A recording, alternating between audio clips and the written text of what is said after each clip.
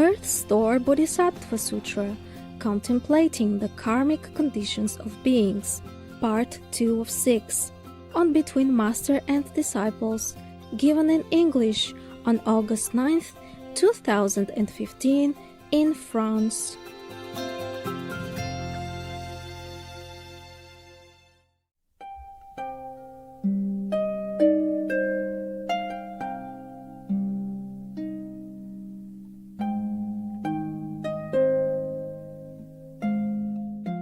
This is a second sin. Beings who shed the Buddha's blood slander the triple jewel, Buddha Sangha teaching, and do not venerate sutras, meaning do not venerate the teaching of the Buddha, which is in written words, will fall into the uninterrupted hell, where for billions of aeons they will seek escape in vain. Same. Killing parents, harming parents, killing parents are worse, and harming Buddhas, disrespectful to the Buddha, the Sangha, and the teaching, same stuff. Slander, slandering the Buddha or the Sangha or the teaching.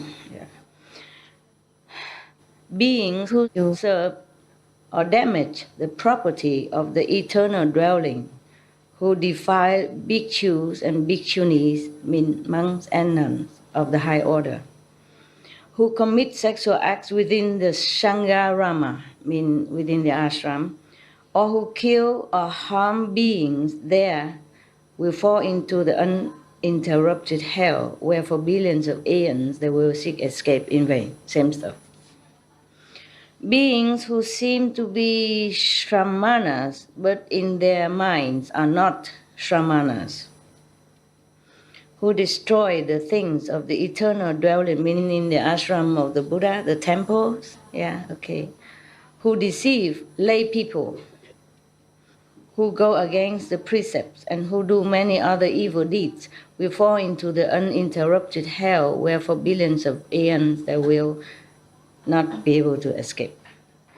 Beings who steal the wealth and property of the eternal dwelling, just say ashram, of the Buddha, the ashram of the Buddhas, including its grains, its food and drink, its clothing, or take anything at all that was not given to them, from the Sangha ground, so Sangha ashram, will fall into the uninterrupted hell, where for billions of aeons they will not be able to escape.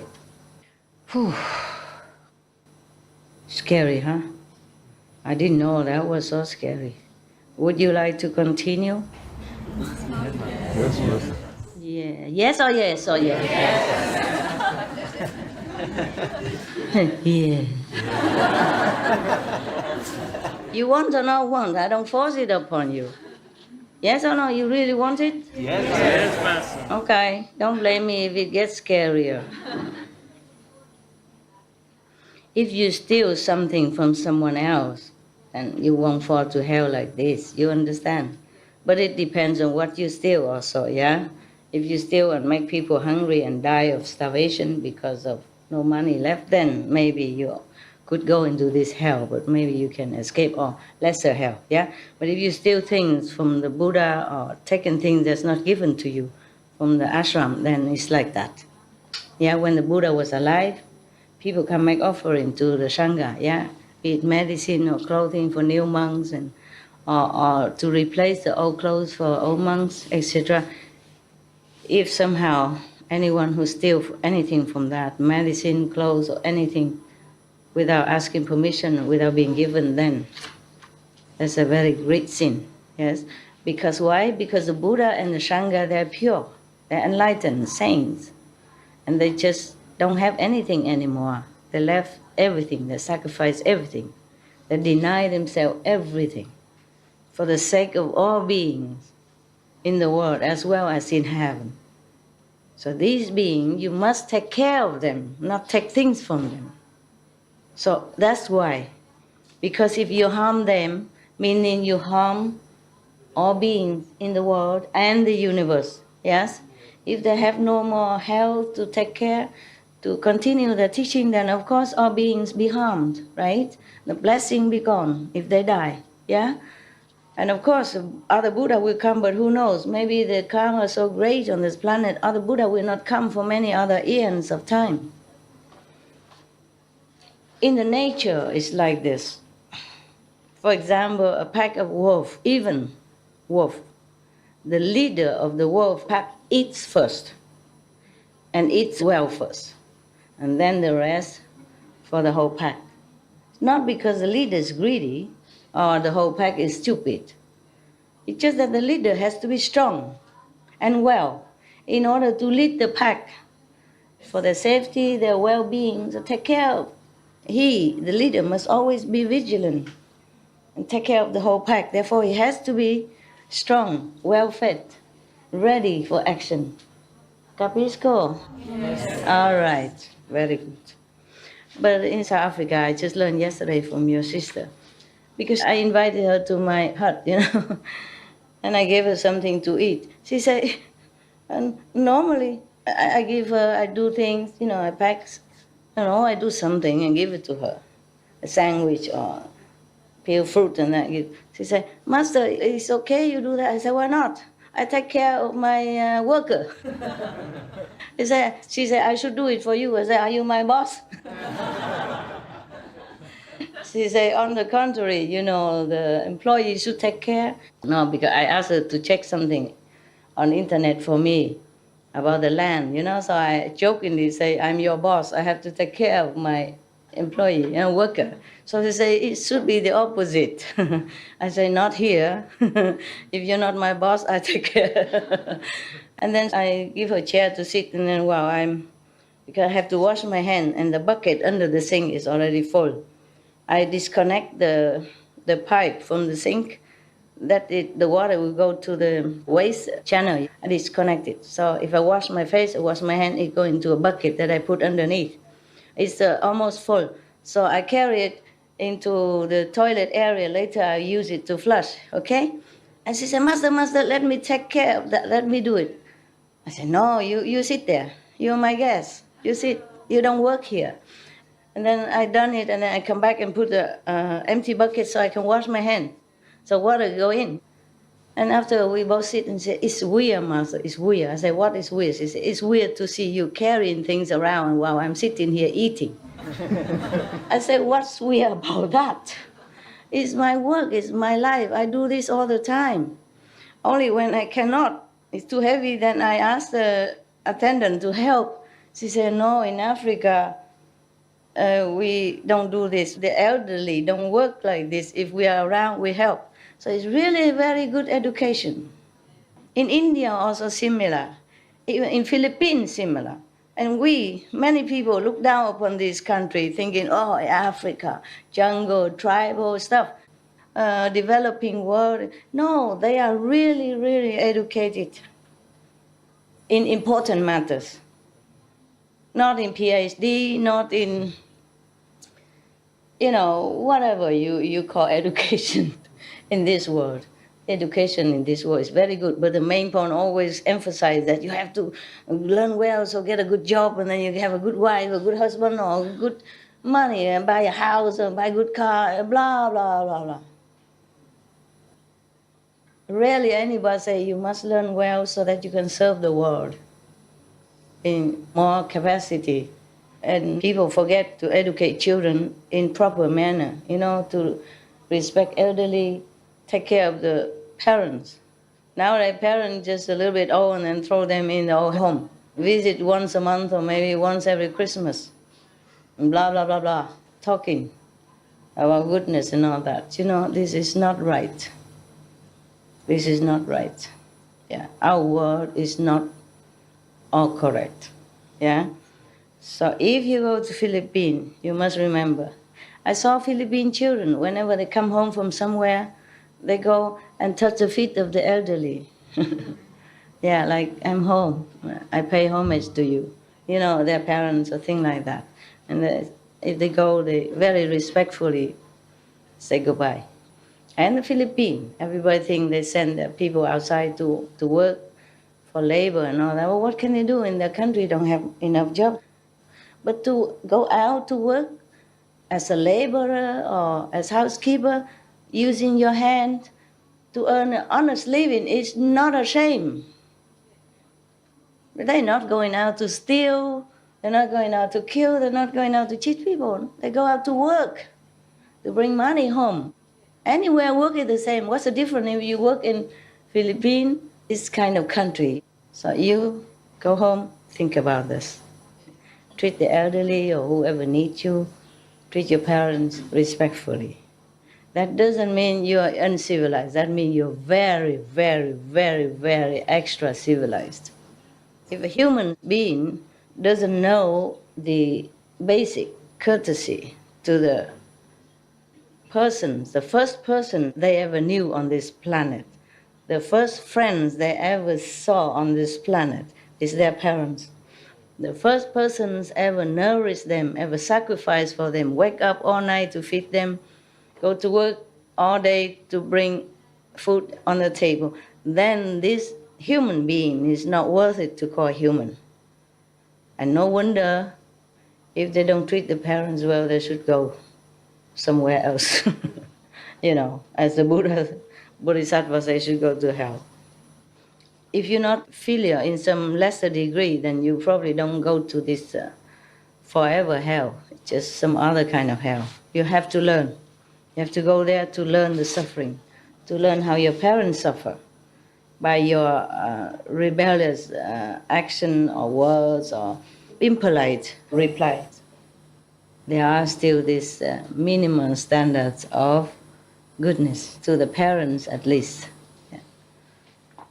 Parents are the only first two friends you see in this world when you come out, and the two best friends that accompany you through your life. Yeah, so they are the best. You're lucky to still have parents. Go home and think about that, and think of how your mother, father have to wake up all day, all night for you and work all day and go through a lot of sacrifice just to bring you up, yeah, so that you're educated in the universities for just some worldly repeated knowledge. Rarely anyone teach you about God. But I'm not sure if the one who teach you about God knows anything about God. That is another problem. And then misinterpretation also about God. But it's okay, at least the name God is mentioned. Yeah? And God doesn't mind. As long as you remember somebody called God, and then in the time of trouble, or they pray every day before they sleep, then it's also some goodness in it and some protection for them. But many families don't teach children this way. So when they have trouble and everything, they don't know where to turn to. The parents are not always there 24 hours. Nowadays, they're both working. So if in time of desperation, they should know there is God, there's angels, there's Buddha, for their peace of mind. Yes. Research have found that people who believe in God, who pray and all that, has more calmness and peace during time of emergency or in trouble, in sorrow time. They're more composed, more at ease. Earth-Thor Bodhisattva continued, "Worthy Mother, beings who commit such offenses will fall into the fivefold uninterrupted hell, where they will constantly seek for temporary relief from their sufferings, but will never receive even a moment's respite, not even a moment of rest." Lady Maya further asked Earth-Thor Bodhisattva, "Why is that hell called uninterrupted?"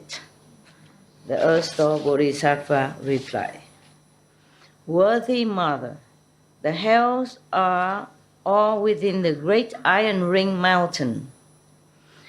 The 18 great hells and the 500 subsequent ones each have their own names.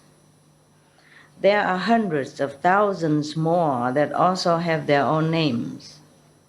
The uninterrupted hell is found within a city of hells that encompasses more than 80,000 square miles. That city is made entirely of iron, metal. 10,000 miles above the city is an unbroken mass of fire. Within the city are many interconnected hells, each with a different name. There is just one hell called uninterrupted. The wall of that hell is 1,000 miles high. Can you imagine? And we think the Everest is high already. Totally made of iron and covered with a fire burning downward that is joined by a fire burning upward. Nowhere you can go. Incredible. Please rethink about how we react in this world. I read some of this before I went to the Himalaya also. I have one at home before. But I don't remember all this. Okay? Yes. For example, I read about hell, I just say, okay, all of this about hell, so I read the next page and etc. And then I didn't have always much time. At night, when I have time, I read all this. I read the other sutra, the Lotus, the Medicine, the Amitabha, and this one. But don't always remember all of the detail. Yeah. So it's good for me to reread that again also. It's very interesting for me. No one, even the Buddha, will be able to know all this hell except the Bodhisattva earth store. I must tell you that. You know why? Because the Buddha don't always go to hell. He doesn't need to.